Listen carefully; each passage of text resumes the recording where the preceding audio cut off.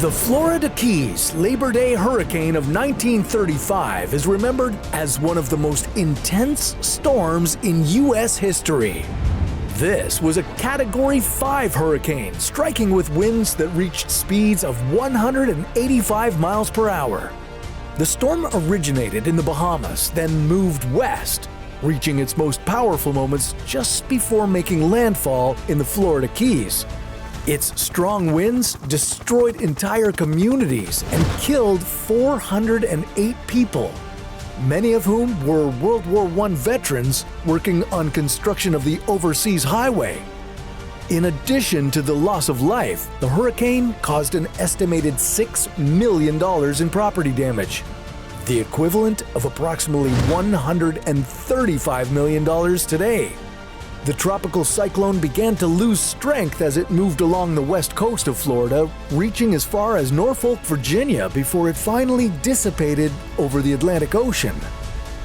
If you think this is terrifying, well, it only gets worse from here. Today, we're comparing sizes of the deadliest hurricanes ever recorded. We'll take a look at their paths, wind speeds, and the destruction they left behind. But before we continue with the list, let's go over some basics. Hurricanes are powerful tropical storms that form over warm ocean waters. They begin as tropical disturbances, which are areas of low pressure and thunderstorms.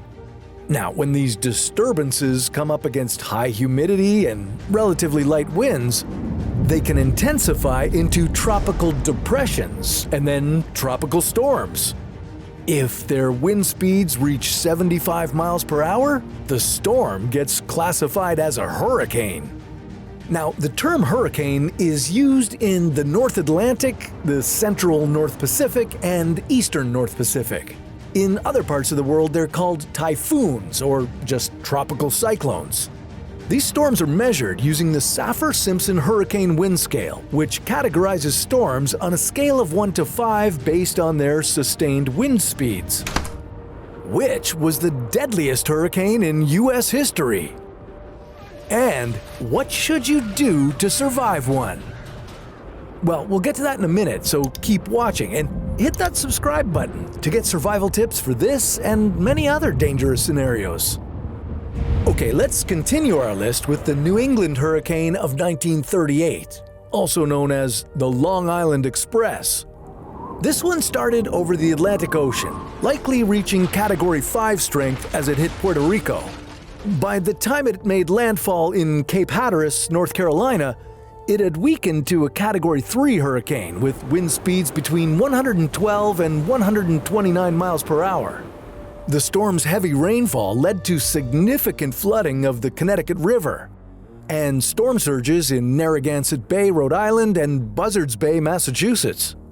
The widespread devastation across the northeastern United States caused approximately 600 deaths and inflicted over $300 million in property damage. Next up is the Sea Islands Hurricane of 1893.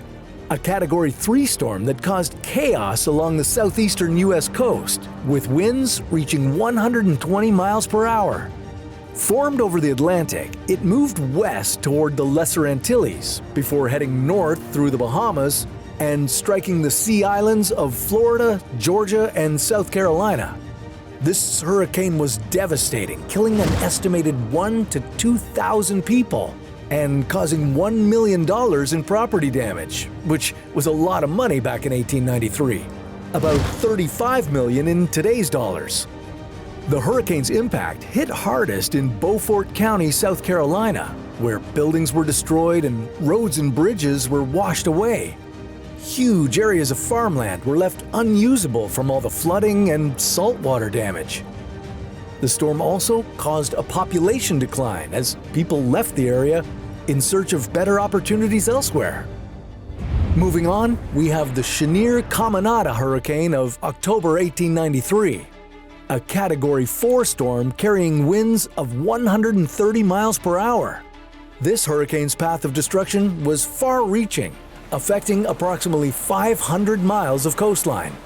It formed in the Caribbean Sea and took a destructive path northwest toward the Gulf of Mexico, ultimately making landfall in Shenirkada, Louisiana. The small fishing village was virtually wiped off the map as the hurricane caused $5 million in property damage. Mississippi also experienced significant damage. Crops were flattened and fields flooded in coastal towns and cities. The final death toll was approximately 2,000 people. About a third of these deaths happened in Shenirkada. This makes it the second deadliest storm in Louisiana history, surpassed only by our next entry. Hurricane Katrina, which struck in September 2005, reached Category 5 with wind speeds exceeding 175 miles per hour. Katrina resulted in 1,836 deaths and caused an unprecedented $125 billion in damage. It's the most costly hurricane ever to hit the United States. Its journey began in the Caribbean Sea, making its first landfall in South Florida. Then it moved into the Gulf of Mexico, where it intensified significantly. When Katrina made its second landfall near Buras, Louisiana, it unleashed its full fury on the Gulf Coast. But it was in New Orleans where Katrina was particularly devastating. The city's complex system of levees designed to protect against flooding failed catastrophically in multiple locations. As a result, approximately 80% of New Orleans was submerged under floodwaters, some areas experiencing depths of up to 15 feet. Entire communities were uprooted, and many residents who evacuated never returned. This meant a decrease of over 250,000 people after Katrina. That's over half of the city's population. It took 3 weeks for New Orleans to dry out, and the reconstruction would take years. Okay, going back to 1928, we encounter the San Felipe Okeechobee Hurricane, a Category 5 storm with wind speeds reaching 160 miles per hour. It killed at least 2,500 people in the U.S. and caused $75 million in property damage. The hurricane's origins can be traced back to the Atlantic, making landfall in the Leeward Islands before moving toward Puerto Rico, with many fatalities resulting from collapsed buildings and flying debris. The hurricane continued northwest, making landfall near West Palm Beach, Florida. However, it was the area around Lake Okeechobee that suffered the most severe consequences. Storm surges reached up to 9 feet high, sweeping away homes, crops, and livestock. Many of the fatalities occurred in the communities surrounding the lake, where the floodwaters rose rapidly, catching residents off guard. The destructive path continued through North Carolina before moving into the Great Lakes region, where it finally dissipated. This next one is the most recent on our list. Well, at least in terms of the deadliest hurricanes. While Hurricane Beryl just wreaked havoc in the Caribbean, it's nowhere near as deadly as Hurricane Maria was back in September of 2017. This Category 5 storm with wind speeds reaching 175 miles per hour resulted in 3,059 deaths and caused an estimated $90 billion in property damage. The storm first made landfall in Dominica, where its powerful winds and heavy rains obliterated buildings, uprooted trees, and led to widespread flooding. Maria then whooshed its way over to Puerto Rico as a Category 4 hurricane, bringing winds of 150 miles per hour and 23 inches of rain. The island's power grid was completely devastated, leading to one of the longest blackouts in U.S. history. The lack of electricity had a cascading effect, disrupting water supplies, healthcare services, and communication systems. The hurricane continued north, striking North Carolina and Newfoundland before dissipating in the Atlantic. Topping the list and standing as the deadliest weather disaster in U.S. history is the Galveston Hurricane of 1900.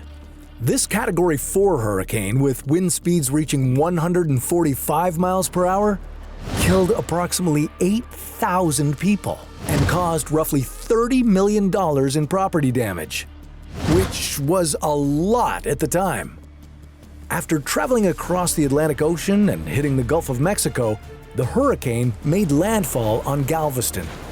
The city, located on a barrier island off the Texas coast, wasn't prepared for such destructive power.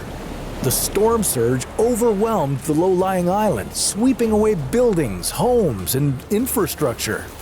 Entire neighborhoods were obliterated, and thousands of residents were caught in the raging floodwaters. Many of the victims drowned or were crushed by collapsing buildings. The once thriving port city, which had been a major economic hub, faced years of rebuilding and economic hardship. The city took measures to mitigate future risks, including raising the level of the entire city and constructing a seawall to protect against storm surges. When a hurricane is forecasted, it's crucial to seek sturdy shelter or evacuate to a safer location. Ensure you have an emergency kit with essential supplies like flashlights and your important documents.